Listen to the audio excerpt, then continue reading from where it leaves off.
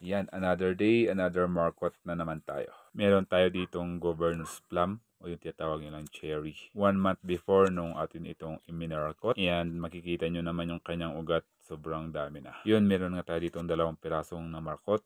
Kaya ngayon na yung perfect timing para atin itong i-harvest. Ayan, bubuksan natin itong isa at ipapakita ko sa inyo kung gaano karami yung kanyang roots.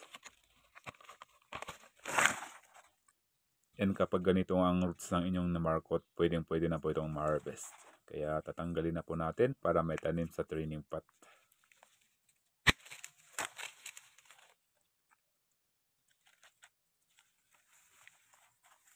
Ganon nga din dito sa pangalawa nating namarkot and harvest na rin natin.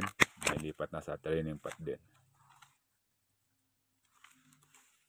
Yan guys, ito na yung ating marketed na Governor's Plum. At meron tayo ditong 2 bottle. Ayan, gumamit nga tayo dito ng mga recycled tulad ng bote ng Coke. Sa ating medium naman na gagamitin, meron lang ako ditong compost, topsoil. Ayan. Yan at na-time na nga natin yung ating Governor's Plum. Yan at bakit nga tayo dito gumamit ng recycled bottle para sa ating paso. Ang dahilan nga ng paggamit natin ng recycled, itong ating clear na bottle para nga makita natin kung fully established na ang kanyang roots. Ayan.